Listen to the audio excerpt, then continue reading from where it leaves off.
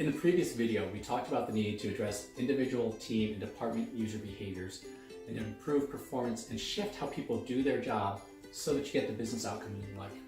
And achieving these results and this level of success is great. You should be really proud of yourselves if you can do that. But the next question becomes, will we keep it up? Will we sustain it over the life of the system? When you look at what happens is if you achieve this result, your investment in technology is just like any other investment that you make, whether it's a retirement account or other financial instrument.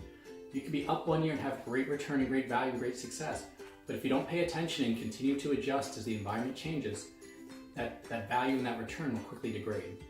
And what we found is that if you achieve level of success here, but people stop paying attention to it and stop managing this process and ensuring adoption and ensuring technology is used to create the results that you want, over time, it will slowly degrade, maybe be a fast one, and you will quickly lose all those business benefits that you've worked so hard to achieve. So the lesson here is that once you achieve success, you need to have an ongoing infrastructure over the life of the system to make sure you continue to get the level of effective adoption that you want and that you continue to achieve those business results. Without that, you're going to come back down the curve and all of that hard work and effort will be for nothing. So let's take a look at some of the things that will actually change over time that you need to be managing. So one, we're talking about shifting the way people do their jobs to use technology. Your people will shift. You'll have new hires and people get fired, people leave, people retire, all that great stuff. So your organization is very fluid with people coming in and out, especially over the life of a system. So you've got to make sure that new people coming in quickly embrace the right ways of working and use the technology as designed as intended. So you've got to manage that complexity. You also need to look and say, the external environment is going to change. There will be new government regulations. There will be new business cycles. There will be new competition out there, all of which will mean we need to shift how we perform and how well we perform and how we respond to other external items, which means people are going to need to be able to change.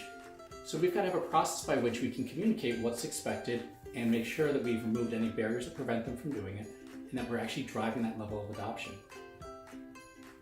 The technology itself will change. Your software vendor is constantly enhancing their system, replacing things, coming up with new functionality, and occasionally even retiring systems. So while your system will be shifting, every time there's a new release, there will be some expectation that people will need to shift how they do their job to embrace the system and maintain that level of outcome that you want.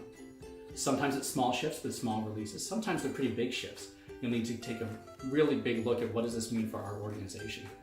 So all of that complexity needs to be managed on an ongoing basis. And your organization itself may shift. You may do an acquisition. You may get acquired. You may have to restructure. You may do other shifts to your product and service line, whatever it may be, that will mean this level of behavior at the individual and team level will need to change. So you've got to make sure you have an infrastructure in place to manage all this ongoing stuff and make sure that everything's working out so that people maintain the level of adoption that they want, that you continue to get that performance that you want and those outcomes that you want. So it's really important as you think about this right up front that you not only create an infrastructure to drive initial adoption and get people to change the way they do business, change the way they work, to achieve this level of success, and then to maintain it over the life of the system. Hope this is helpful. Check out the next video where we'll talk a little bit more about how and when to structure these teams and how to make that move forward.